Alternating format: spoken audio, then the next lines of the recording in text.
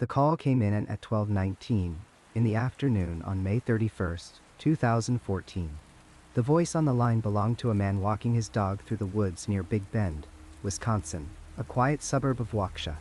His words tumbled out in fragments, his breath quick and shallow. "There was a girl," he said. "She was lying in the grass just off the bike path. There was blood. So much blood." The dispatcher asked him to check if she was breathing. He moved closer, his voice dropping to something between a whisper and a prayer. "She was alive," he confirmed, "but barely." 12-year-old Peyton Leitner had been stabbed 19 times. The wounds covered her torso, her arms, her legs. One of the stab wounds had missed a major artery in her heart by less than a millimeter. When the paramedics arrived, they found her crawling toward the path, dragging herself through the dirt and leaves, her white shirt soaked through with red. She told them her best friends had done this to her. 2 girls she had known since elementary school. 2 girls who had spent the night at her house for a birthday sleepover just hours before. 2 girls who walked away from her bleeding body and headed toward Interstate 94, planning to walk hundreds of miles north to a forest in Wisconsin they believed was home to a faceless man in a black suit. His name was Slenderman. How does a story become so powerful that it drives children to commit attempted murder? How does something born as a joke on an internet forum transform into a belief system so concrete that 2 12-year-old girls would sacrifice their best friend to it? These are not rhetorical questions. They demand answers, because what happened in those Wisconsin woods was not an isolated incident of childhood violence or a simple case of mental illness. It was the collision of ancient human psychology with modern digital folklore, a cautionary tale about what happens when the stories we tell online leak into the real world with catastrophic consequences. Slenderman began as pixels on a screen, a photoshopped figure in the background of ordinary photographs, a collaborative fiction project that spiraled into something its creator never intended. But somewhere between the forum posts and the fan art, between the YouTube videos and the wiki entries, the line between fiction and reality began to blur for some who encountered him. Slenderman became real enough to believe in, real enough to fear, real enough to kill for. This is the story of how we got here. From a something awful forum post in 2009 to a forest floor stained with the blood of a child 5 years later. It is a journey into the mechanics of belief, the psychology of fear, and the terrifying power of stories in the digital age. On June 10, 2009, a user named Victor Surge logged into the Something Awful forums and uploaded 2 black and white photographs that would fundamentally alter the landscape of modern horror. The images appeared unremarkable at first glance. One showed children on a playground, their youthful faces turned away from the camera. The other captured a group of teenagers standing near trees, seemingly unaware of anything unusual. But in both photographs, barely visible in the background, stood an impossibly tall figure dressed in a black suit. The entity had no face, just a blank expanse where features should have been. And extending from its body, reaching toward the children like hungry serpents, were what could only be described as tentacles. Victor Surge, whose real name was Eric Knudsen, had created these images for a paranormal pictures contest in the Something Awful creative subforum. The challenge was simple. Take a normal photograph and manipulate it to create something unsettling, something that might pass for genuine evidence of the supernatural if you didn't look too closely. Knudsen, a Florida-based artist with a background in graphic design, understood instinctively what made an image disturbing. He kept his manipulations subtle, barely noticeable. The figure in his photographs didn't dominate the frame. It lurked. It waited. It watched. Below the images, Knudsen posted brief captions written in a style that mimicked discovered documents or found footage. One caption read like a library archive notation, stating that the photograph was one of 2 recovered from the Sterling City Library blaze. It mentioned missing children with a clinical detachment that somehow made the information more chilling. The other caption adopted the voice of a photographer, someone who had captured this image before disappearing along with the subject. The text was sparse, offering just enough detail to suggest a larger, darker story without explaining anything. The response was immediate and extraordinary. Within hours, other Something Awful users began contributing their own additions to what was rapidly becoming a collaborative mythology. Someone gave the entity a name that seemed to have always existed: Slenderman. The name itself was perfect in its simplicity, descriptive yet somehow formal, almost Victorian in its construction. Users started establishing rules for this new creature, codifying its characteristics through discussion and creative contribution. Slenderman was always tall, unnaturally so, with a featureless face that denied observers any emotional reading. He wore a black suit, formal and anachronistic, suggesting something that existed outside normal time. He had tentacles or tendril-like appendages that extended from his body. And most crucially, he targeted children, abducting them for purposes that remained mercifully unexplained. What happened next demonstrated something unprecedented in the evolution of folklore. Traditionally, legends took generations to develop. Stories were passed orally, changing gradually through countless retellings, shaped by cultural needs and regional variations. The process was slow, organic, and largely anonymous. But Slenderman emerged fully formed in a matter of days, crafted collaboratively by dozens of contributors who could see each other's work in real time, building on what came before, refining the mythology through immediate feedback and creative iteration. The Something Awful forums in 29 existed at a unique intersection of internet culture. The site had established itself as a hub for creative weirdness, attracting users who understood internet culture deeply while possessing genuine artistic skills. These weren't casual participants. They were writers, artists, and creators who treated the forum as a workshop, a place to develop ideas through collaboration and competition. The Paranormal Pictures thread became a proving ground where contributors tried to outdo each other, each edition raising the bar for creativity and execution. But Something Awful was also insular enough to foster genuine community.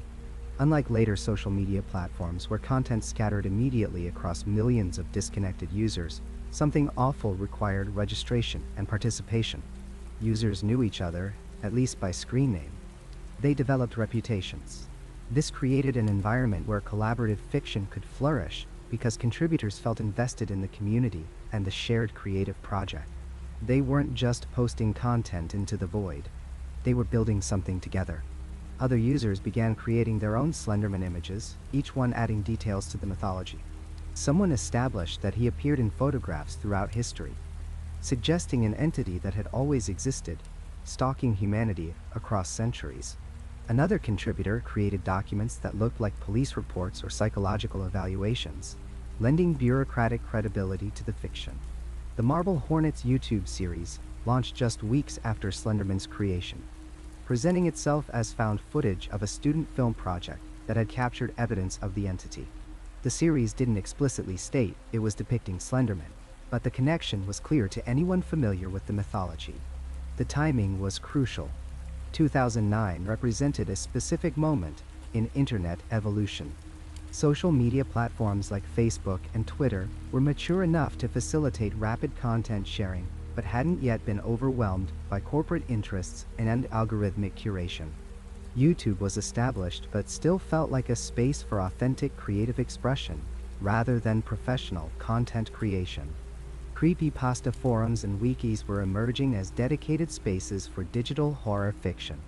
The infrastructure existed for viral spread without the cynicism that would later characterize online content. Slenderman spread across these platforms with remarkable speed.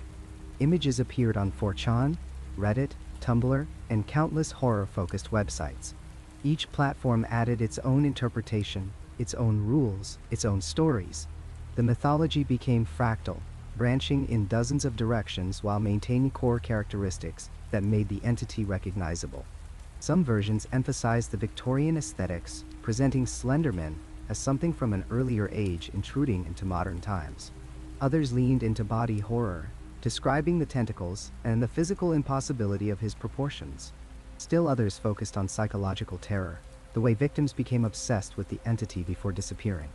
What made Slenderman particularly effective as modern horror was how perfectly he embodied digital age anxieties. He appeared in photographs and videos, media we theoretically trust as evidence of reality.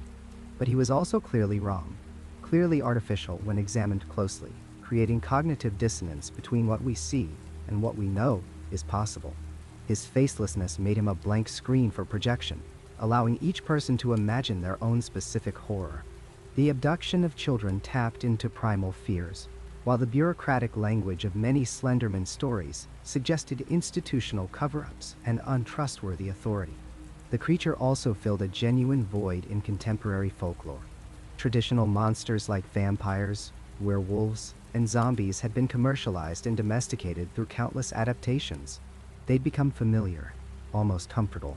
Slenderman was new, genuinely unsettling, and belonged to the internet generation. He wasn't created by a single author looking for profit or fame.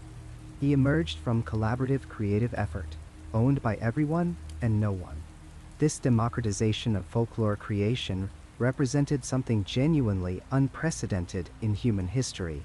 For the first time, a myth could be created, refined, and spread globally in a matter of weeks rather than centuries. Hundreds of people contributed to Slenderman's development, each edition visible and preserved in forum archives and wiki-edit histories. The process that previously happened invisibly over generations was now documented in real time, transparent and participatory. The collaborative nature also meant Slenderman evolved with remarkable sophistication. Contributors weren't just adding random details. They were consciously crafting mythology, understanding what made the entity frightening and what details would undermine that fear. When additions didn't fit the emerging consensus about Slenderman's characteristics, they were ignored or explicitly rejected by the community. This natural selection process refined the mythology faster than any single creator could have managed. Eric Knudsen himself largely stepped back from Slenderman's development, watching as his creation took on life beyond his control. He'd sparked something that no longer needed him, a genuinely collaborative fiction that belonged to its community of creators and consumers. This hands-off approach allowed Slenderman to grow organically, shaped by collective creative effort rather than authorial control. The something awful thread where Slenderman originated eventually grew to hundreds of pages. Contributors created elaborate backstories, fictional academic papers analyzing the phenomenon, and increasingly sophisticated images that blurred the line between obvious fiction and unsettling possibility. The mythology expanded to include associated symbols, particular woods where Slenderman appeared, and psychological effects experienced by those who encountered him. What began as a simple contest entry had become a new form of folklore for the digital age, proving that ancient human impulses to create and share frightening stories could adapt perfectly to modern technology. Slenderman demonstrated that the internet wasn't just a tool for distributing existing culture, but a genuine engine for creating new mythology, collaborative and immediate, terrifying and thrilling in equal measure. The tall figure in the black suit with no face and reaching tentacles had stepped from the background of those first photographs directly into the collective unconscious of a generation, a monster born from pixels and imagination, as real as any ghost story whispered around ancient fires. The cursor blinked on Alex Crowley's computer screen as he prepared to upload the first entry. It was June of 2009, and what he was about to share with the world would fundamentally change how an entire generation experienced internet horror. The footage was raw, shaky, supposedly discovered on old tapes from a failed student film project. What viewers didn't know yet was that they were about to become participants in something far more immersive than simply watching a scary story unfold. They were stepping into a new kind of nightmare, one that would follow them beyond the screen. Marble Hornets began with a simple premise. Troy Wagner's character, Jay, had come into possession of tapes from his friend Alex's abandoned film project. Something had gone wrong during the filming, something Alex couldn't quite explain. As Jay began digitizing and reviewing the footage, he found strange distortions, missing time, and a figure that appeared in the background of shots where no one should have been standing. The figure was tall, impossibly tall, wearing a dark suit with no discernible face. The audience recognized him immediately. This was Slenderman, but not as they had known him before. Until Marble Hornets, Slenderman existed as a collection of still images on the Something Awful forums. Victor Surge's original photographs showed a distant, unsettling figure lurking near children, but these were static moments frozen in time. There was dread in those images, certainly, but no movement, no progression, no story that unfolded minute by minute, week by week. Troy Wagner and Joseph Delage, the creators behind Marble Hornets, understood something crucial about horror. Static fear fades. A single image might disturb you for a moment, but then you close the browser tab and move on with your day. True terror needs time to burrow into your consciousness. It needs continuity, atmosphere, and most importantly, it needs to feel like it could be happening right now, in the same world you inhabit. The found footage format was essential to this transformation. The Blair Witch Project had proven that grainy, amateur footage could feel more authentic than polished cinematography. When you watch a Hollywood horror film, part of your mind always knows you're watching actors on carefully designed sets with scripted scares. But found footage carries a different quality. The shaky camera movements, the poor lighting, the authentic reactions captured on video. All of these elements whisper to your subconscious that maybe, just maybe, this could be real. Marble Hornets elevated this technique to an art form. The production quality was deliberately inconsistent. Some entries were crystal clear, shot on decent cameras. Others degraded into digital artifacts and distortion, as if something was interfering with the recording itself. This inconsistency felt natural, exactly how real found footage would look if someone was compiling material from different sources over several years. But the true genius of Marble Hornets wasn't just the format. It was the pacing, the slow accumulation of dread that built entry by entry. The series launched with relatively mundane footage. Alex filming his student production, standard behind-the-scenes material, actors goofing around between takes. Then small anomalies crept in. A cough that wouldn't stop. Alex seeming distracted, paranoid. Gaps in the footage that neither the characters nor the audience could explain. By the time the operator, as they called him in the series, made his first clear appearance, viewers had already been conditioned to feel that something was deeply wrong. The horror wasn't just in seeing the creature. The horror was in the realization that normal life was being slowly invaded by something incomprehensible. The creators released entries irregularly, sometimes weekly, sometimes with gaps of weeks or even months. This irregular schedule amplified the sense that these were real discoveries, that Jay was posting footage as he found and processed it. Viewers didn't binge watch Marble Hornets. They lived with it, checking obsessively for new uploads, dissecting each entry frame by frame in the comments section, building theories about what was happening and what it all meant. This prolonged exposure had a cumulative psychological effect. The series became part of viewers' daily lives, a mystery they carried with them to school, to work, to bed at night. Then there were the Twitter accounts. Troy Wagner and Joseph Delage understood that horror in 2009 couldn't be confined to a single platform. The characters had Twitter accounts where they posted updates in real time, sometimes cryptic messages, sometimes desperate pleas for help. These weren't promotional tools. They were extensions of the narrative, blurring the boundary between the story and reality. When Jay tweeted about being followed, about strange sounds in his apartment, about missing time, it appeared in followers' feeds alongside updates from their real friends. The context collapse was intentional and deeply effective. Suddenly, Slenderman wasn't just something you watched. He was something that existed in the same digital spaces where you lived your actual life. The alternate reality game elements deepened this immersion further.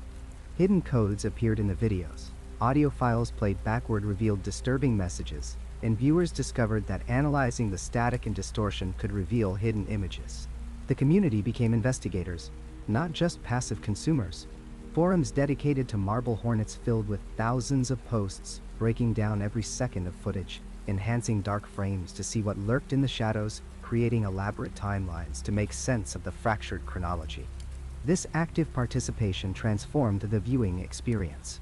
When you spend hours analyzing footage, when you're the one who discovers a hidden detail that everyone else missed, the story stops being something external to you. You've invested intellectual and emotional energy. You've made it part of your identity. Dr. Ray. Elizabeth Loftus, a psychologist specializing in memory and false memories, has noted that the more time we spend imagining or thinking about scenarios, the more our brains treat them as real experiences. Marble Hornets exploited this cognitive quirk. Viewers who spent hundreds of hours watching the entries, discussing theories, creating fan content, and following the Twitter accounts were essentially training their brains to treat the operator as a real threat. The distinction between fictional engagement and genuine belief became increasingly porous, especially for younger viewers whose critical thinking skills were still developing. The series also introduced elements that previous Slenderman content had only implied. The coughing fits that characters experience, the memory loss, the obsessive behavior, filming constantly as if documentation could provide protection or at least understanding. The recurring locations, particularly the abandoned building that became known as Rosswood Park. These concrete details made the mythology feel coherent and researched, as if the creators had uncovered genuine patterns in documented encounters with this entity. Fan Waukesha meticulously cataloged these elements, creating an encyclopedia of Slenderman lore that new viewers studied like scripture. The ambiguity was crucial. Marble Hornets never explained what the operator was, where he came from, or what he wanted. Was he a supernatural entity? An alien? A manifestation of mental illness? The series deliberately left these questions unanswered. This ambiguity served multiple purposes. It allowed viewers to project their own fears onto the figure, making him personally relevant to each individual. It also prevented the deflation that often occurs when monsters are explained. The xenomorph alien is terrifying until you understand its biology and life cycle. The operator remained terrifying because he remained fundamentally unknowable. As Marble Hornets gained popularity, it spawned an entire ecosystem of response. Other YouTube channels created their own Slenderman series, each adding details to the collective mythology. Tribe 12, Everyman Hybrid, Dark Harvest 00, dozens of others, all building on what Marble Hornets had established while adding their own innovations. Some series crossed over with each other, characters from one appearing in another, creating a shared universe that felt vast and interconnected. For viewers deep in this community, Slenderman stopped being a single series they watched. It became an entire world they inhabited, with multiple ongoing narratives, competing theories, and a community of thousands all equally invested. The video game Slender, the 8 pages launched in June of 2012, transforming passive viewing into active experience. Now you weren't watching someone flee from the operator. You were the one stumbling through the dark forest, hearing footsteps behind you, seeing him appear closer each time you collected a page.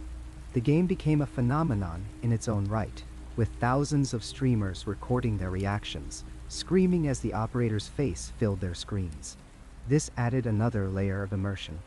You could experience the terror firsthand, and then watch others experience it, and then discuss those experiences with a community who had all shared the same fear. For most viewers, this immersive ecosystem remained firmly in the realm of entertainment. They understood that Marble Hornets was fiction, that the Twitter accounts were performance, that the games were designed experiences. They could engage deeply with the content and still maintain a psychological boundary between the story and reality. But for some viewers, particularly younger ones, particularly those already struggling with mental health issues or difficulty distinguishing fantasy from reality, those boundaries became dangerously thin. Mental health professionals began noticing a pattern. Children and young teenagers were reporting nightmares about being followed by a tall man in a suit. Some developed genuine paranoid symptoms, convinced they were being watched, that trees in their neighborhood were significant, that static on their screens meant something. The immersive nature of the Marble Hornets ecosystem meant that reassurance from parents or teachers had limited effectiveness. When thousands of people online are discussing the operator as if he's real, when there are hundreds of videos presenting evidence of his existence, when games let you experience being hunted by him, a simple statement that he's fictional doesn't carry much weight. The case that would bring this danger into horrifying focus occurred in May of 2014 in Waukesha, Wisconsin. Two 12-year-old girls lured their friend into the woods and stabbed her 19 times, later telling police they did it to prove themselves to Slenderman, to become his proxies. The immersive mythology that Marble Hornets and its successors had built, the hundreds of hours of content suggesting that Slenderman was real and that he demanded loyalty from those who knew about him, had colonized these girls' understanding of reality. The tragedy revealed the dark potential of immersive horror, particularly when consumed by vulnerable minds not yet equipped to maintain firm boundaries between fiction and reality.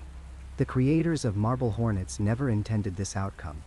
They were filmmakers exploring a new medium, pushing the boundaries of what horror could be in the digital age. But their success in creating an immersive, believable mythology demonstrated both the power and the danger of modern storytelling techniques. When you blur the line between fiction and reality deliberately and effectively, you can't entirely control who will be unable to see that line clearly.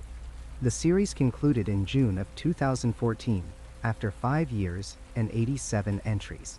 The story ended, but the transformation it had catalyzed was permanent. Internet horror would never again be confined to simple stories with clear boundaries. The door had been opened to experiences that followed you, that demanded your participation, that lived in the same digital spaces you inhabited. Marble Hornets proved that the screen was no longer a barrier. It was a window, and sometimes things could reach through.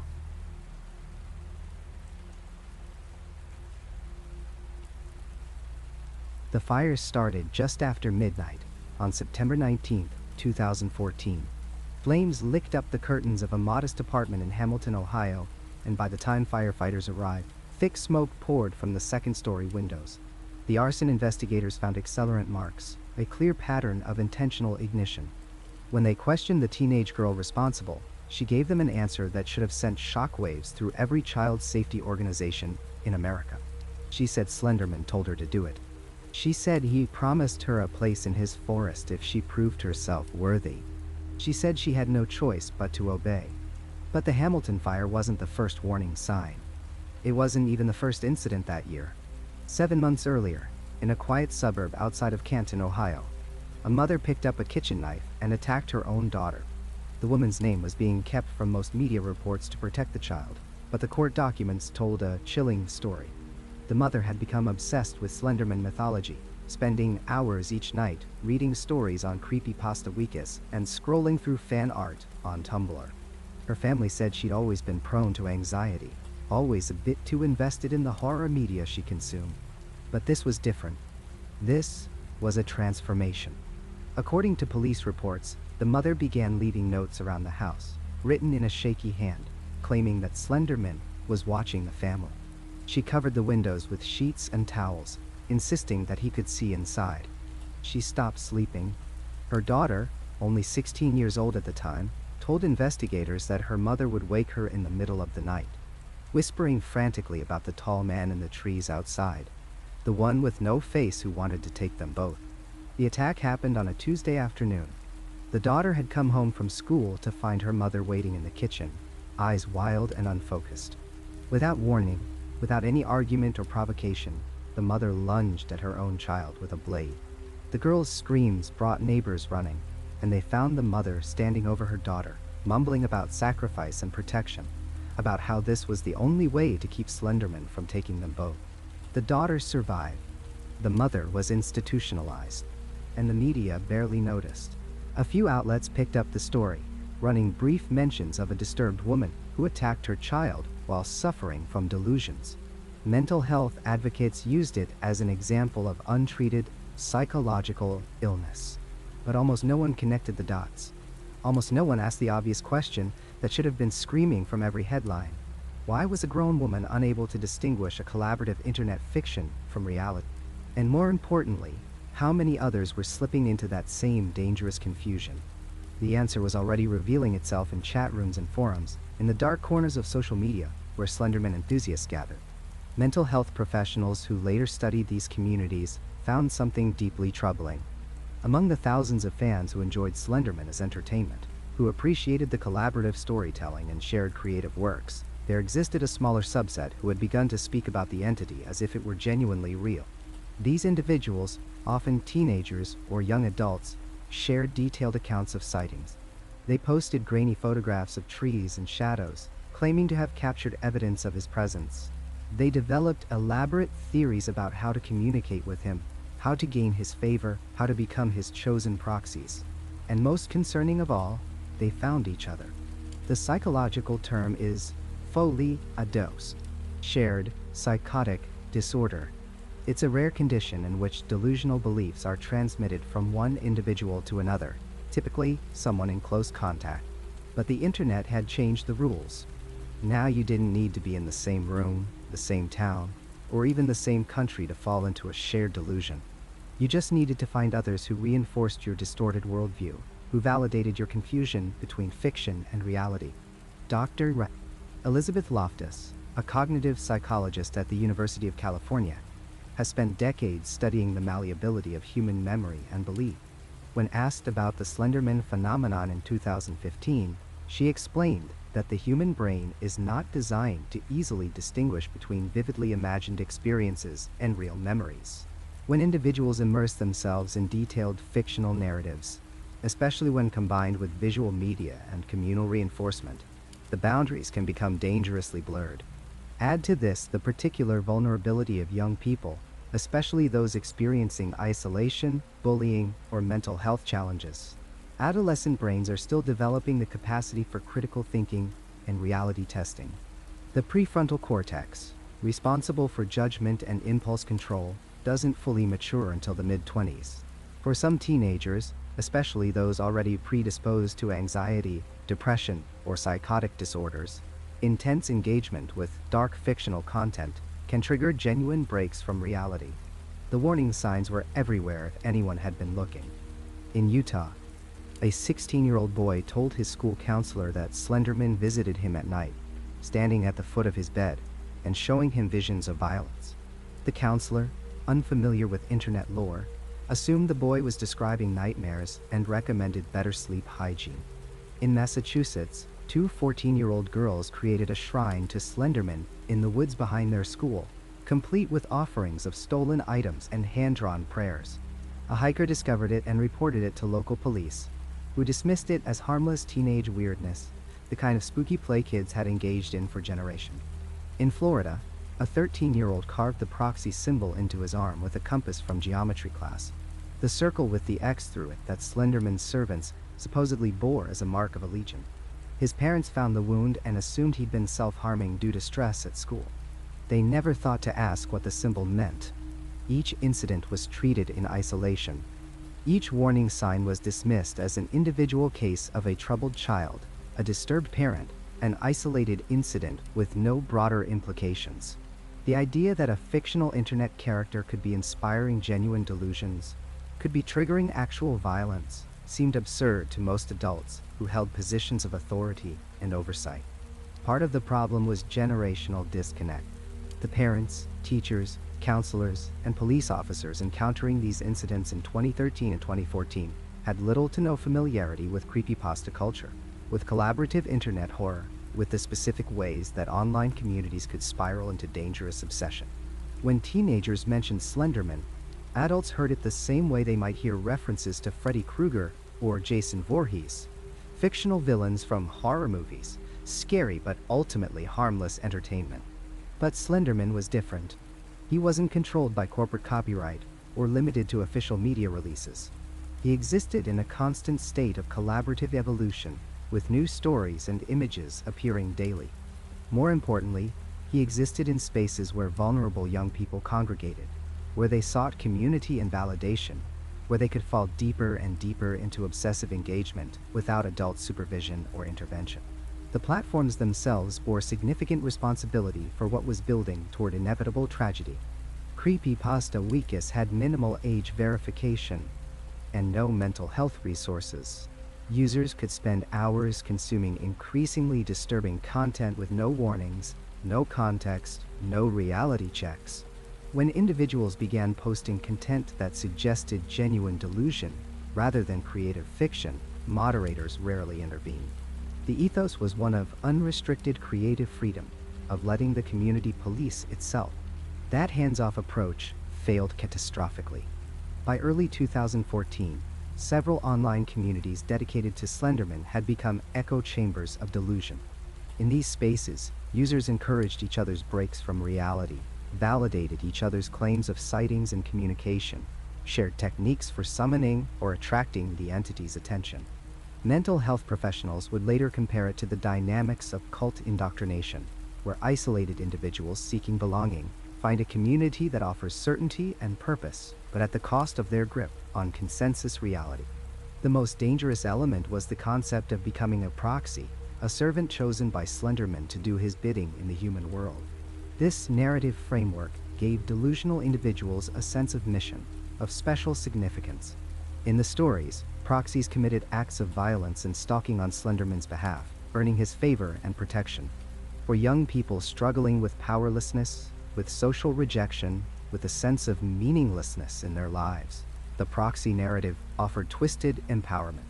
And the proxy narrative always involved violence. After the Hamilton fire, a local journalist named Rebecca Walters tried to investigate the broader pattern. She'd covered the arson case and been disturbed by the teenage girl's complete sincerity when discussing Slenderman's commands. Walters spent weeks researching, finding the Ohio mother's attack, documenting other incidents across the country. She pitched the story to her editor as a major investigative piece about internet folklore inspiring real-world violence. The editor killed the story. Too niche, he said. Too much about internet culture that readers wouldn't understand or care about.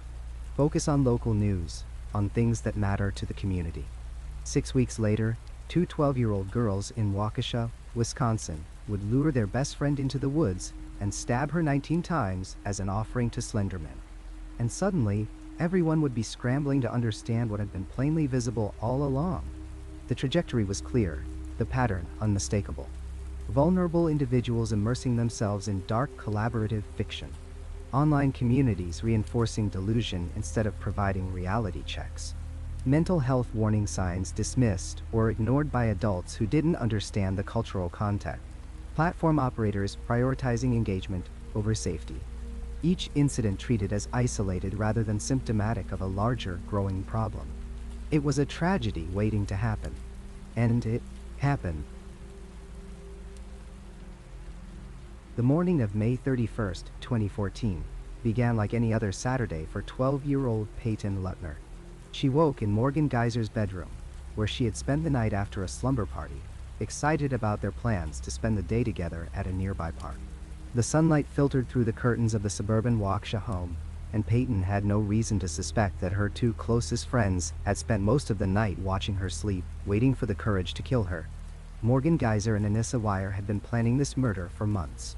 In the police interrogation footage that would later be played in court, both girls would describe their preparations with a chilling casualness that seemed utterly disconnected from the gravity of what they had done.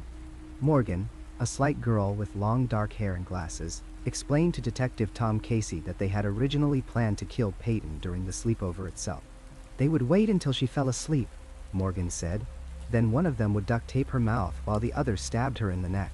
They had chosen the neck, Morgan explained in a flat, matter-of-fact tone, because that is where all the blood vessels are. But as they stood over their sleeping friend in the dark bedroom, neither could bring themselves to do it. Not yet. The plan changed. They would take her to the park, to the woods, where they could do it away from Morgan's family, where Slenderman would be waiting for them. The three girls left Morgan's house mid-morning. Morgan had packed a kitchen knife in her backpack, a 5-inch blade she had taken from her family's kitchen. The weight of it pressed against her back as they walked through the quiet suburban streets of Waukesha, past well-maintained lawns and basketball hoops in driveways. Peyton chatted between them, completely unaware. They stopped first at a local park, where they used the restroom and played on the equipment. In the interrogation footage, Anissa would later describe this delay with frustration in her voice. They were stalling, she admitted. They kept finding excuses not to go through with it yet. Finally, they walked to David's Park, a wooded area popular with local families. It was there, among the trees, that they told Peyton they were going to play hide and seek. The game was a ruse, a final deception to get their friend away from any potential witnesses. Morgan and Anissa told Peyton to lie down on the ground, face down, promising they would come back to find her. When she complied, trusting them completely, Morgan pulled out the knife. What happened next was captured in excruciating detail in the court documents and interrogation transcripts. Morgan Geyser stabbed her friend 19 times. The knife penetrated Peyton's arms, legs, and torso. One wound came within a millimeter of her heart, missing the major artery by a distance so small that the doctor who treated her would later call it a miracle. During those terrible moments in the woods, Peyton screamed and pleaded with them. She begged them to stop, crying out that she hated them, that she trusted them. In the interrogation room, when asked about these screams, Morgan would say in a small, distant voice that she tried to ignore them, that she tried not to think about it while she was stabbing. Anissa Wire did not wield the knife, but she was there, and according to the statements both girls gave, she told Morgan to go ballistic, to keep stabbing. When it was over, both girls told Peyton to lie still, that they were going to get help. They told her that if she stayed quiet and still, she would lose less blood. Then they left her there believing she would die, and began walking north toward the Nicolet National Forest. They were going to find Slenderman's mansion, they explained to police. That was where he lived, in the forest. If they reached him, if they proved themselves worthy by completing this murder, he would accept them as his proxies. He would let them live in his mansion. Their families would be safe. Peyton Leutner lay on the forest floor, bleeding from 19 stab wounds, and made a choice to survive. She would later tell investigators that she could feel the blood leaving her body, could feel herself getting weaker. She knew that if she stayed where she was, she would die. So she began to crawl. Inches at a time, leaving a trail of blood behind her, she dragged herself through the woods toward the sound of traffic. Her fingers dug into the dirt and fallen leaves. Every movement sent waves of pain through her small body, but she kept moving. She crawled until she reached a bicycle path, and there, a passing cyclist named Greg Steinberg found her, covered in blood, her clothes soaked red. Steinberg would later describe the moment to reporters, his voice still shaken by what he had witnessed. He thought at first she had been hit by a car. There was so much blood he could not immediately understand what he was seeing. When he asked her what happened, Peyton told him with remarkable clarity that her friends had stabbed her. She told him their names. She remained conscious and speaking, even as emergency responders arrived, and began the frantic work of keeping her alive during the ambulance ride to Waukesha Memorial Hospital. While Peyton fought for her life in surgery, Morgan Geyser and Anissa Wire walked along Interstate 94, heading north. They had been walking for hours when a sheriff's deputy spotted them, two 12-year-old girls on the side of a highway, far from any residential area. They were covered in blood, though they had tried to wash it off in a bathroom at a Walmart they had passed. When the deputy stopped to question them, they were cooperative, almost eager to talk. Morgan still had the knife in her backpack. The interrogation footage that would later be shown in court proceedings revealed something that disturbed even experienced law enforcement officers and psychologists. These were not girls who seemed to understand the enormity of what they had done. They spoke about the stabbing as if describing a homework assignment. Morgan explained the mechanics of it, how hard it was to stab someone, how she had not expected Peyton to fight back so much. Anissa discussed their plans to reach the mansion, the route they had mapped out, the supplies they had intended to bring. Both girls talked extensively about Slenderman, describing him with the kind of detail one might use for a real person they knew well. Detective Casey, conducting Morgan's interrogation, asked her directly if she understood that Slenderman was not real, that he was a fictional character created on the internet. Morgan looked at him with what can only be described as pity in her expression. She told him that Slenderman was indeed real. She had seen him herself, she said. He appeared to her in her dreams and sometimes when she was awake. He was very tall, she explained, with long tentacles instead of arms and no face. She had read hundreds of stories about him on a website called Creepypasta Wiki. She knew about his powers, how he could teleport, how he could manipulate people's minds, how he killed anyone who disobeyed him. Most importantly, she knew what he would do to her family if she did not prove her loyalty by killing someone. In Anissa's interrogation, conducted separately, she corroborated everything Morgan had said. She too believed that Slenderman was real. She too believed that their families were in danger if they did not complete the murder. When Detective Paul Hutta asked her why she thought Slenderman required a murder, Anissa explained, as if it were obvious, that you had to prove yourself to become a proxy. You had to show that you were willing to do anything, even kill. Otherwise he would kill you and everyone you loved. The psychological evaluations that followed would reveal that Morgan Geyser had been experiencing early symptoms of schizophrenia, the same illness that affected her father. She had been having hallucinations and delusions for months before the attack, but neither her parents nor her teachers had recognized them as signs of serious mental illness. To them, she seemed like an imaginative child with a vivid fantasy life. They did not know that she could no longer distinguish between the stories she read online and objective reality. In her mind, Slenderman was as real as her own parents, perhaps more real, because he was the one who appeared to her, who spoke to her, who made demands of her. Anissa Weir's case was different but equally troubling.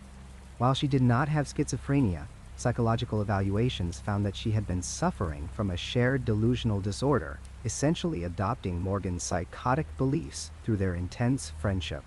The two girls had spent countless hours together, reading Slenderman stories, discussing him, reinforcing each other's belief in his existence. In the echo chamber of their friendship, fantasy had calcified into fact. The internet had provided them with an endless supply of stories and images that seemed to confirm what they wanted to believe. The Creepypasta wiki, where they found most of their information about Slenderman, presented the stories in a format that deliberately blurred the line between fiction and reality. There were no disclaimers, no clear markers that these were invented tales. For two young girls, one descending into psychosis and the other desperate to maintain their friendship, this ambiguity became permission to believe. Court documents revealed the extent of their planning in chilling detail. They had discussed various methods of killing. They had debated the best location. They had worried about practical concerns like how to avoid detection, where to dispose of evidence, what to bring with them on their journey to the forest. In their minds, this was not murder planning. It was preparation for a necessary quest, a dark initiation that would save their families from a supernatural threat. The gap between their perception and reality was absolute. During the trial proceedings, videos were played showing both girls in the weeks after the attack, being held in juvenile detention. Morgan asked repeatedly when she could go to the forest. She wanted to know if she had done enough, if Slenderman had been satisfied with the attack, if her family was safe now. Even after months of treatment, even after doctors explained to her that Slenderman was a fictional character, part of her continued to believe. The delusion had roots too deep for logic to immediately reach. Peyton Leitner survived through a combination of her own determination and extraordinary medical intervention. The stab wound that came within a millimeter of her heart could easily have killed her within minutes. Instead, she lived.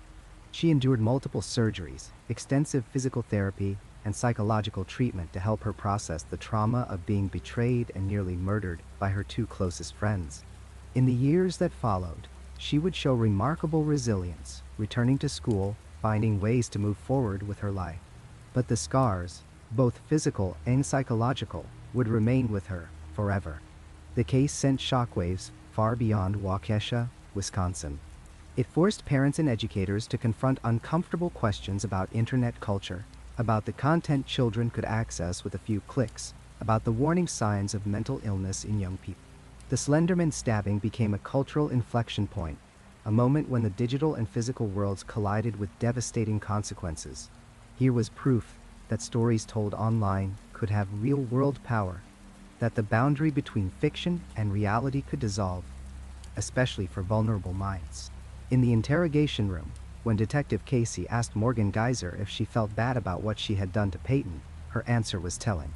She said she felt bad, but in the same breath, she said it was necessary. She could not allow her family to be hurt.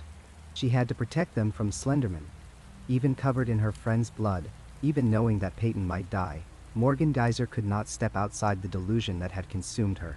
For her, the fantasy had not just become indistinguishable from reality. It had become more real than reality itself. And that terrifying truth, captured in hours of interrogation footage and hundreds of pages of court documents, remains the most disturbing aspect of a case that redefined how we think about belief, mental illness, and the stories we tell in the dark corners of the internet. The morning of June 2, 2015 brought a question that would haunt courtrooms and legal scholars for years to come.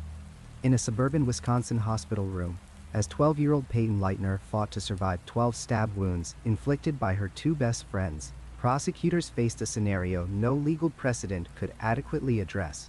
How do you charge children who attempted murder not for jealousy, not for rage, not for any conventional motive, but to prove their loyalty to a fictional internet monster? The case landed on the desk of Waukesha County District Attorney Brad Skimmel, who found himself staring at police reports that read like something from a psychological thriller. Two girls, both 12 years old, Morgan Geyser and Anissa Weier, had confessed to a meticulously planned attack carried out to appease Slenderman, a character created on an internet forum just 3 years earlier.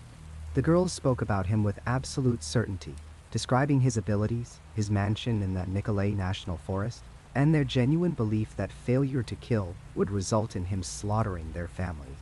The decision to charge both girls as adults sent shockwaves through legal communities nationwide. Wisconsin law allowed prosecutors to charge children as young as 10 as adults for certain serious crimes, but the application of this statute to 12-year-olds obsessed with internet fiction tested the boundaries of how the justice system understood culpability, influence, and the developing mind. Critics argued that treating children as adults, in cases involving clear mental health crises and internet-fueled delusions, represented a fundamental misunderstanding of both adolescent psychology and the digital age's unique challenges.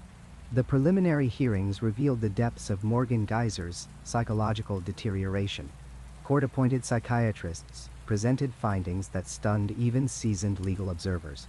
Morgan had been experiencing hallucinations and delusions for months before the attack, symptoms her parents had noticed but struggled to understand. She reported seeing figures that weren't there, hearing voices that commanded her attention, and experiencing elaborate visual hallucinations that blurred the line between digital fiction and physical reality. Dr. Kenneth Robbins, a court-appointed forensic psychiatrist, testified that Morgan met the diagnostic criteria for early-onset schizophrenia, a devastating mental illness that typically manifests in late adolescence or early adulthood, but can, in rare cases, emerge in childhood. His evaluation described a girl who genuinely could not distinguish between what was real and what existed only in her deteriorating mind. She believed Slenderman was as real as the judge sitting before her, as tangible as the walls of the courtroom. To Morgan, the attack wasn't inspired by fiction.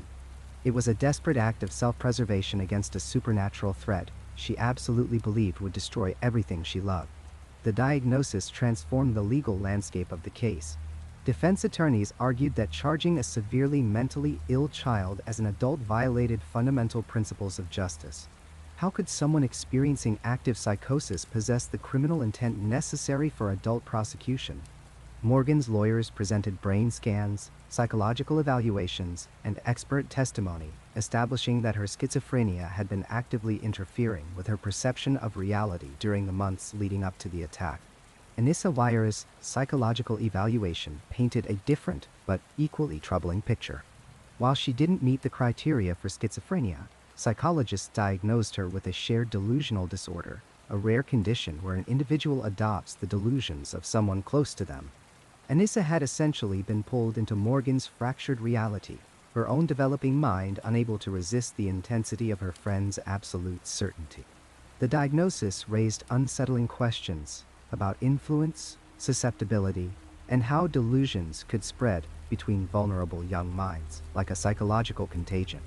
The courtroom debates extended far beyond the specifics of Morgan and Anissa's mental states.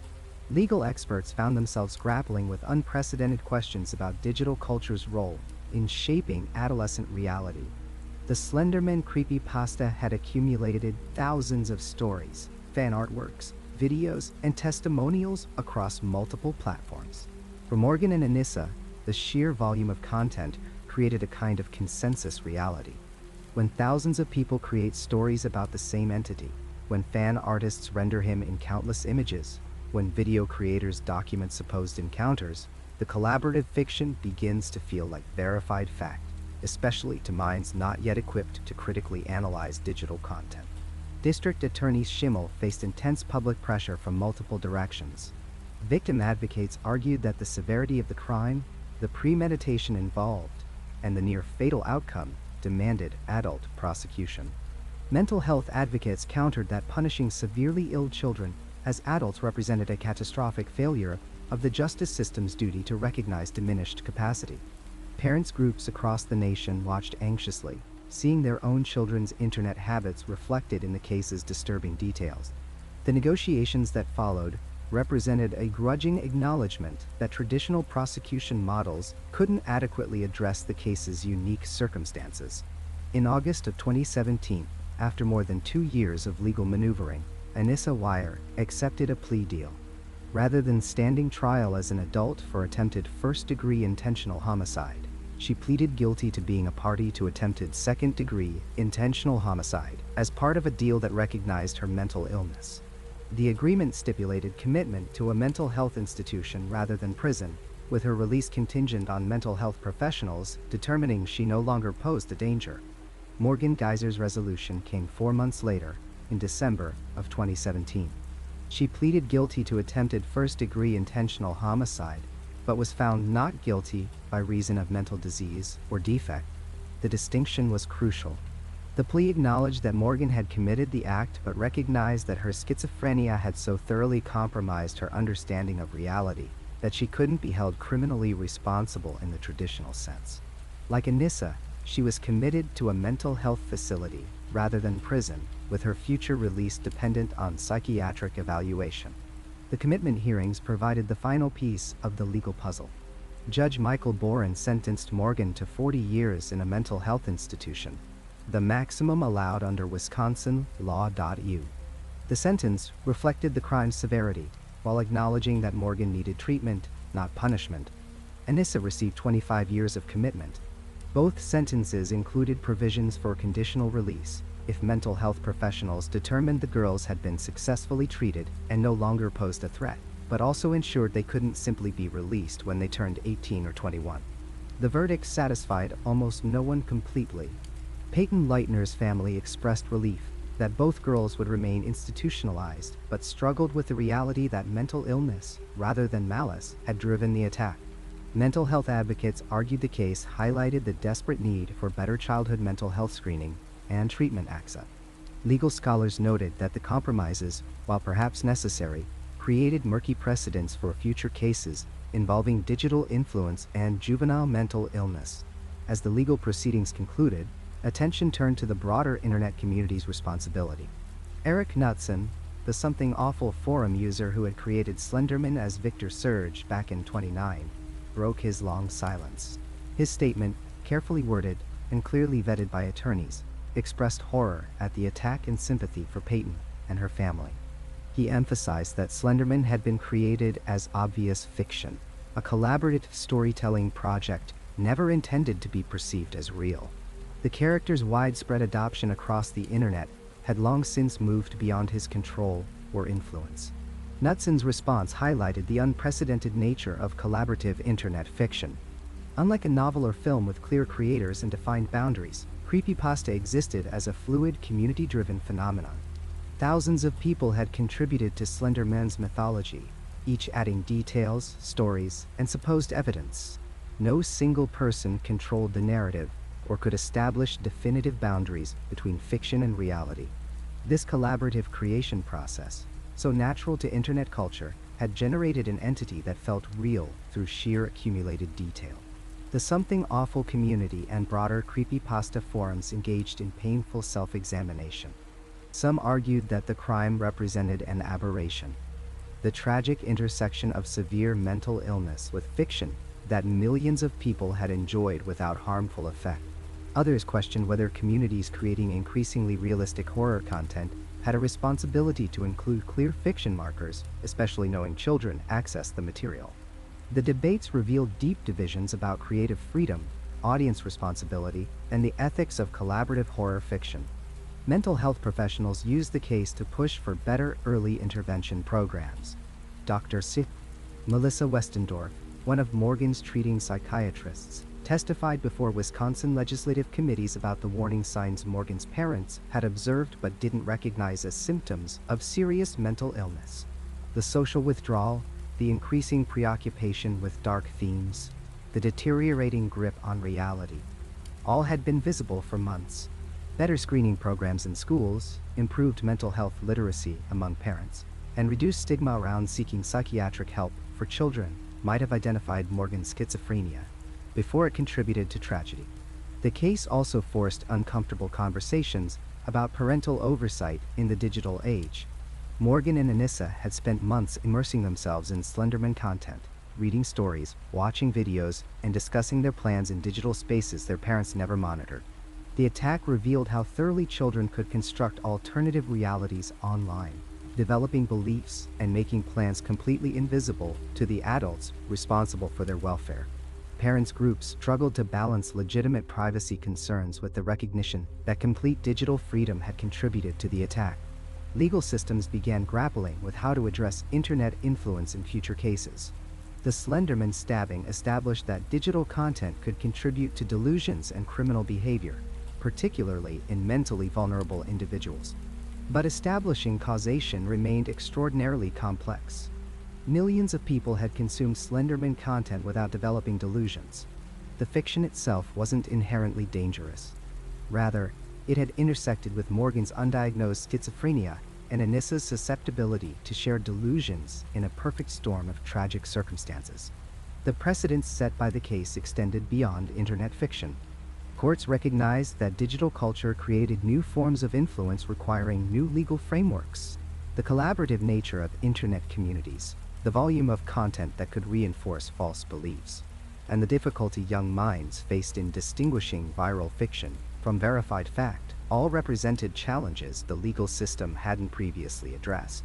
Future cases involving digital radicalization, conspiracy theory violence, or social media influenced crimes would reference the Slenderman case as courts developed frameworks for understanding how online content shapes behavior and belief. As both girls began their treatment in mental health facilities, the final question lingered over everything. Peyton Leutner survived, recovering physically, though carrying psychological scars that would last forever. Morgan and Anissa faced decades of institutional treatment, their childhoods effectively ended by their own actions driven by illness and delusion. The internet community continued creating horror fiction, now shadowed by awareness of potential real-world consequences. And the legal system added new precedents to its understanding of culpability, influence, and justice in the digital age, knowing that technology would continue evolving faster than law could follow. On the morning of May 25, 2018, Peyton Leutner stood in front of her bathroom mirror, preparing for her senior prom. 6 years had passed since two of her closest friends lured her into the woods and stabbed her 19 times, leaving her to bleed out among the trees. The scars that traced across her torso and limbs told a story her lips rarely spoke aloud. But on this spring morning, she chose a dress that made her feel beautiful rather than broken. Her parents watched from the doorway, their eyes wet with tears that held equal parts joy and remembered terror. This ordinary teenage moment, this simple act of getting ready for a dance, represented something extraordinary.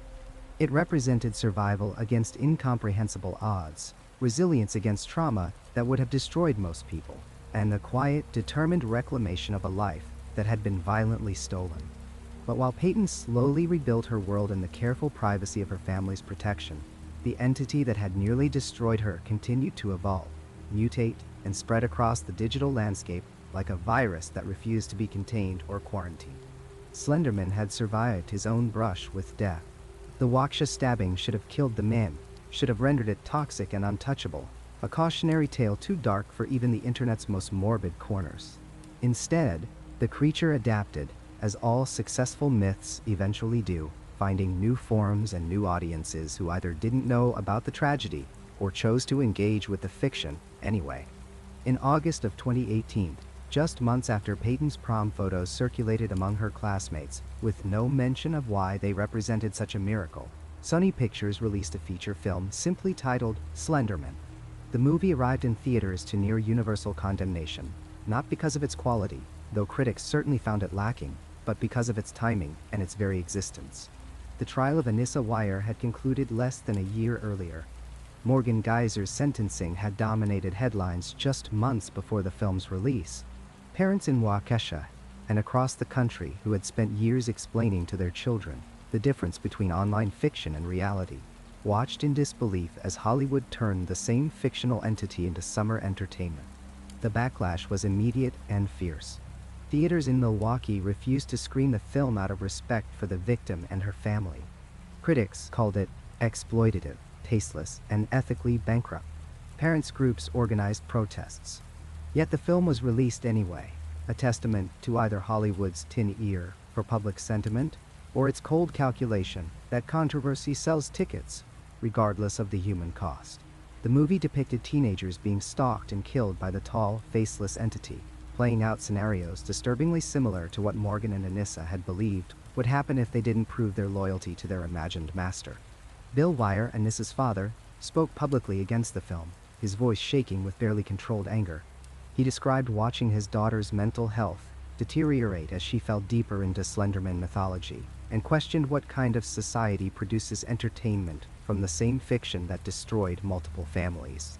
Peyton's family, maintaining their privacy, said nothing publicly, but one can only imagine the pain of watching your daughter's near murder become a horror movie plot available for $8.50 with popcorn. The film flopped spectacularly, earning just $30 million worldwide against its production budget, but its failure didn't come from moral outrage alone. The movie simply couldn't capture what made Slenderman effective in his native digital environment. The creature worked as collaborative fiction, as whispered legend, as found footage, and cryptic forum posts. Trapped in traditional cinematic narrative, stripped of the participatory element that gave him power, Slenderman became just another monster, indistinguishable from a dozen other tall, pale things that haunt formulaic horror films. The collaborative aspect, the very thing that made the myth dangerous, was also the thing that made it compelling. Remove the audience's ability to contribute, to shape the narrative, to blur the line between creation and documentation, and the entity loses his stranglehold on imagination. But if Hollywood couldn't successfully monetize Slenderman, the internet communities that birthed him continued to thrive, largely undeterred by the tragedy that had briefly threatened their existence. The Creepypasta wiki, which had deleted all Slenderman-related content in the immediate aftermath of the stabbing, slowly reinstated the stories with disclaimer tags. New tales continued to be written and shared. Fan art proliferated across DeviantArt, Tumblr, and Instagram. YouTube channels, dedicated to reading creepypasta, gained millions of subscribers, many of them children and young teenagers, the same demographic most vulnerable to believing the stories were real. The communities insisted they had learned from Waukesha, that they now included warnings about fiction versus reality, that they were more careful about their audience. Some sites implemented age restrictions or clearer labeling systems. But these measures were largely performative, easily bypassed by anyone with basic internet literacy. A 12-year-old could click past an age gate or ignore a fiction disclaimer just as easily after the stabbing as before. The fundamental structure hadn't changed. Collaborative horror fiction still presented itself with the aesthetic trappings of reality. Stories were still formatted as documentary evidence, witness testimonies, found footage. The immersive quality that blurred boundaries between real and imagined remained the genre's primary appeal. What the community seemed unwilling or unable to acknowledge was that this aesthetic choice, this deliberate cultivation of ambiguity about truth and fiction, wasn't just a stylistic preference. It was the mechanism of harm. When Morgan Geyser spent months reading about Slenderman on Waukesha that presented his existence as documented fact, complete with photographs, witness accounts, and elaborate mythological backstory, her developing mind didn't parse these stories the same way an adult might. The disclaimer that said this is fiction carried no weight against the overwhelming evidence of her eyes and the confirmation bias of a community that treated the entity as real within the collaborative space. Psychologists who studied the case noted that Morgan's schizophrenia made her particularly vulnerable, but vulnerability exists on a spectrum. Not every child who believes creepypasta is real has undiagnosed mental illness. Some are simply young, imaginative, and lacking the critical thinking skills to interrogate the reliability of online information. They live in a digital environment where the lines between documentation and fabrication have been deliberately destroyed, where video can be seamlessly faked, where conspiracy theories present themselves with the same visual language as news reports, where fiction and reality are blended so thoroughly that even adults struggle to distinguish between them. This was the world Morgan and Anissa inherited, a world the internet built collectively without considering the consequences for minds still learning to navigate reality itself. And in the years since the stabbing, that world has only intensified. Deepfake technology now allows anyone to create video of events that never happened. Photorealistic AI-generated images flood social media platforms. Alternative facts and competing realities have become normalized in political discourse. The boundaries between truth and fiction haven't been restored or reinforced since Waukesha. They've continued to erode. In this context, Slenderman's persistence makes a certain dark sense. He was always a creature of blurred boundaries, born from the internet's unique ability to make the imaginary feel tangible. As the broader digital culture has moved further in that direction, making reality itself seem increasingly unstable and negotiable, Slenderman fits more naturally into the landscape rather than less. He was ahead of his time, a preview of a world where shared fictions could overwrite shared reality, where belief could be crowdsourced and mythology could be iteratively developed in real time. The question of whether collaborative fiction can ever be truly harmless becomes more pressing with each passing year. The obvious answer is that fiction itself isn't harmful. Stories don't kill people. But the Slenderman case revealed that the delivery mechanism matters, that the context of storytelling shapes its impact, and that some narrative structures are more dangerous than others when placed in the wrong hands or consumed by vulnerable minds. Traditional fiction comes with built-in markers of its fictional status. Books have covers, actors have credits, stories have clear authors and publication dates.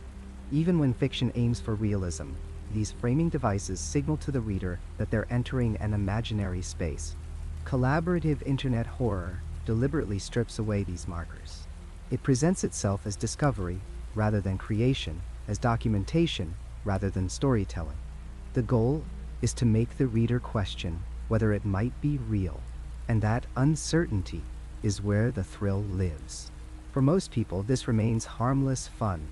They enjoy the shiver of doubt, the brief suspension of disbelief, but ultimately maintain their grasp on reality. For a small percentage of people, particularly those with developing brains or compromised mental health, that carefully cultivated uncertainty becomes genuinely destabilizing. They can't find their way back to solid ground. The fiction seeps into their reality and changes it. After the stabbing, some creators stepped away from collaborative horror entirely, questioning whether their contributions to the genre were ethically defensible. Others argued that any creative work could be misinterpreted by someone sufficiently troubled, that you can't regulate art based on its worst possible interpretation.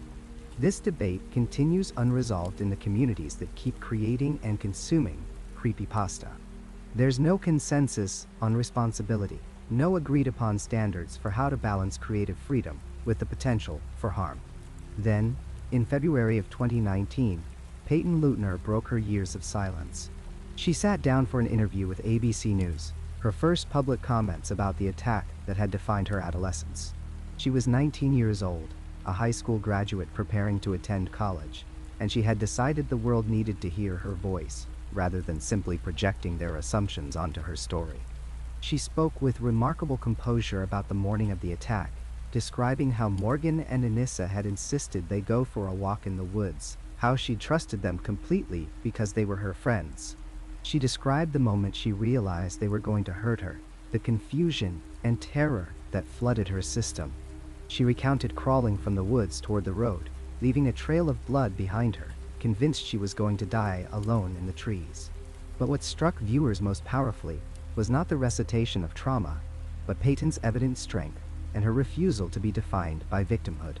She spoke about her recovery, the long physical and emotional healing process, the decision to move forward with her life rather than remaining frozen in the worst moment of her childhood. She talked about friendships, about school, about her hopes for the future. She was not broken, despite every reason to be. She was whole, or becoming whole, and she wanted people to understand that survival was possible even after incomprehensible violence. The interview humanized the story in a way years of legal proceedings and media coverage had failed to accomplish. Peyton was no longer an abstract victim, a symbol in a cautionary tale about internet dangers. She was a real person, with a real life that extended far beyond the moment Morgan Geyser and Anissa Weier tried to end it. The scars on her body would never disappear, but they didn't define the totality of her existence. She had chosen to live fully despite them, and that choice represented its own form of quiet heroism. Her message about Slenderman was unambiguous. The fiction had caused real harm. The blurred lines between imagination and reality had nearly cost her life.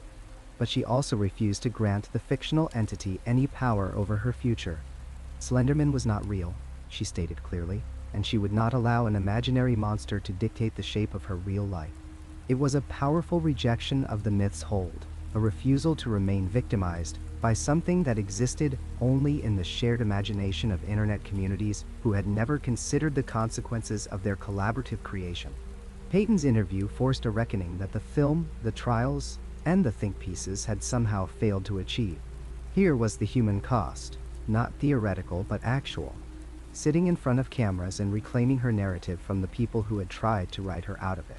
The internet had created Slenderman through collective effort, thousands of people adding their pieces to the evolving mythology. But they had created him in abstraction, as a thought experiment, as entertainment. Peyton's scars were the point where abstraction met flesh, where the game became catastrophically real. In the years since her interview, Peyton has largely returned to privacy, living her life outside the public eye. She's gone to college, developed new friendships, built a future that the attack tried to steal. Morgan Geyser remains institutionalized, her release date uncertain, her mental health still fragile.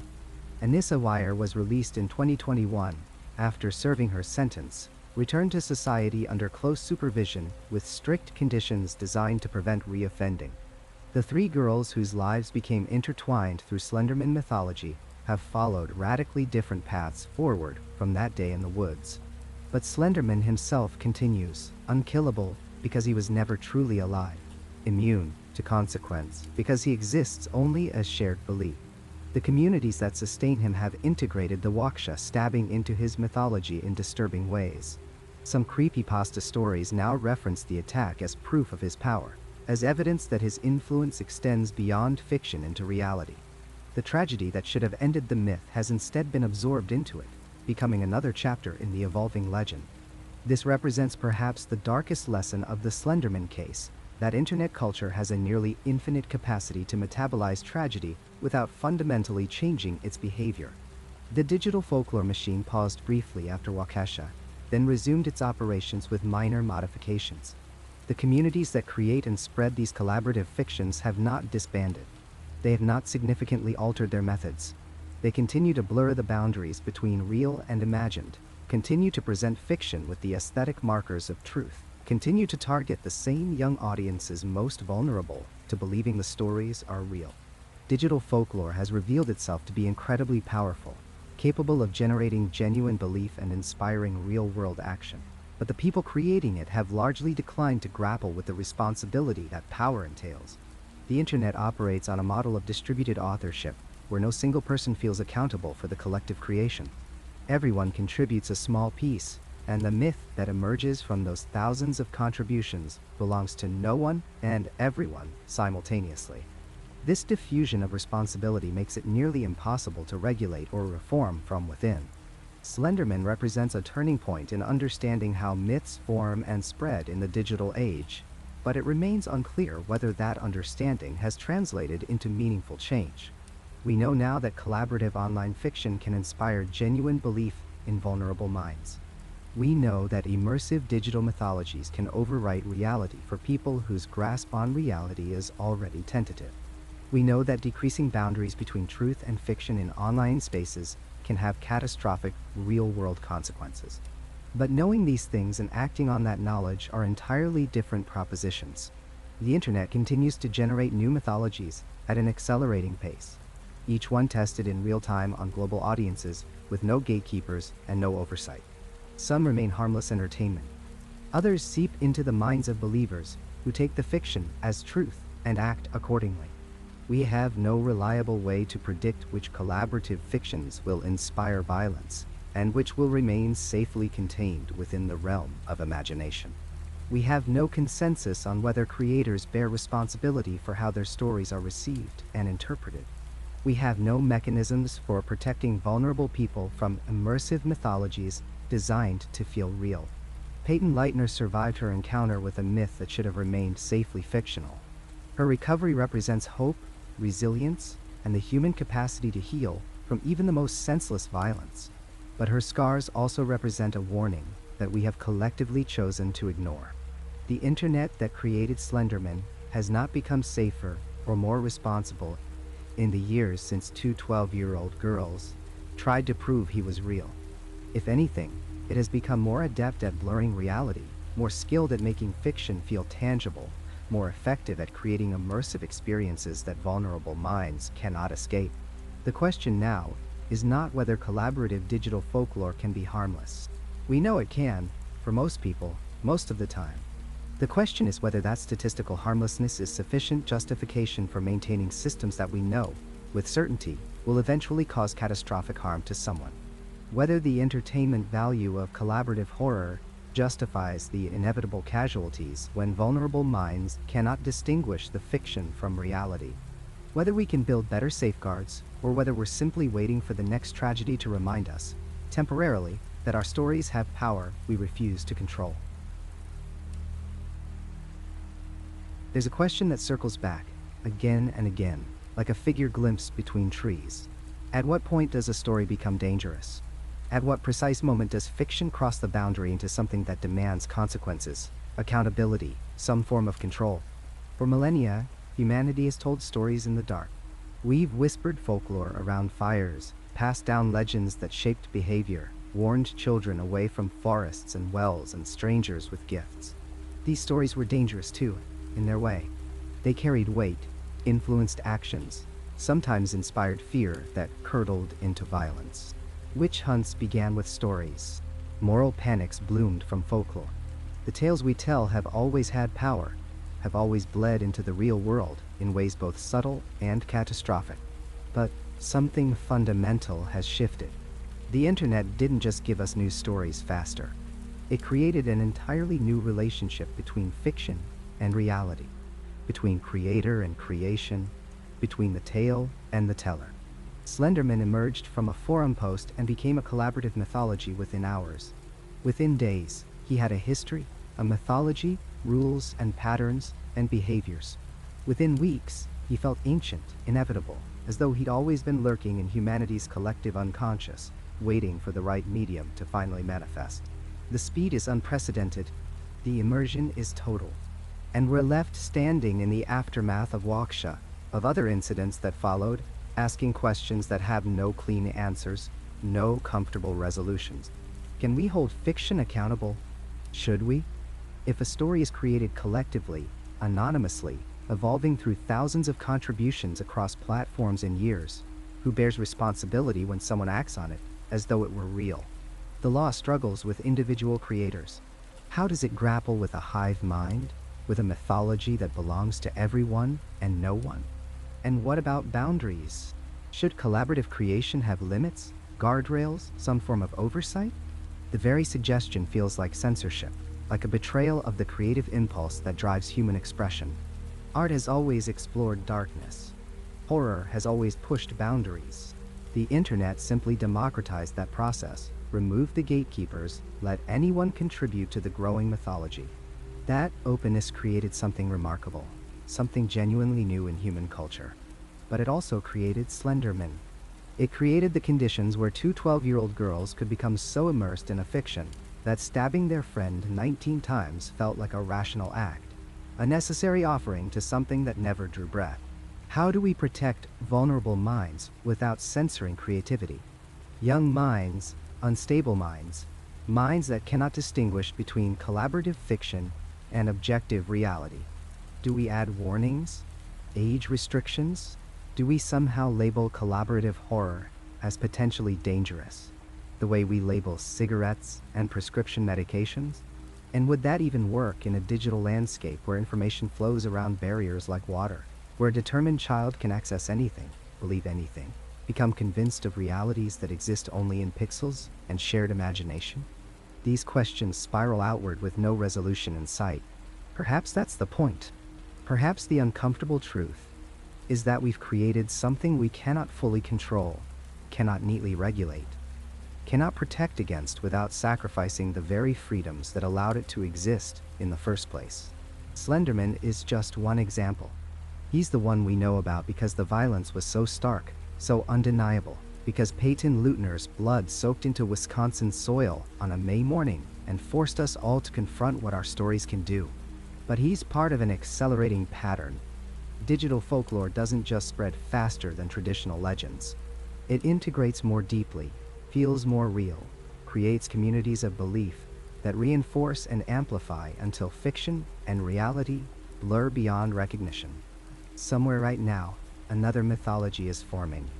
Another collaborative creation is growing more detailed, more believable, more consuming. And somewhere, a vulnerable mind is falling into that story, believing it, preparing to act on it. We cannot know where or when. We cannot predict which story will be the next to inspire violence, which community will accidentally create something so compelling that someone crosses the line from imagination into action. The mechanisms are in place. The pattern is established. The next tragedy born from internet folklore may already be gestating in some corner of the web, in a forum we've never heard of, in a Discord server, or subreddit, or platform that hasn't been invented yet.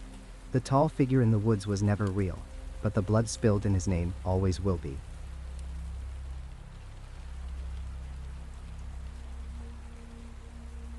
That's where this journey ends for tonight. If you made it all the way here, subscribe and hit the bell for more long-form stories like this. Check out the videos on screen for more right now. Drop your own experiences in the comments below. Thanks for listening, and I'll see you in the next one.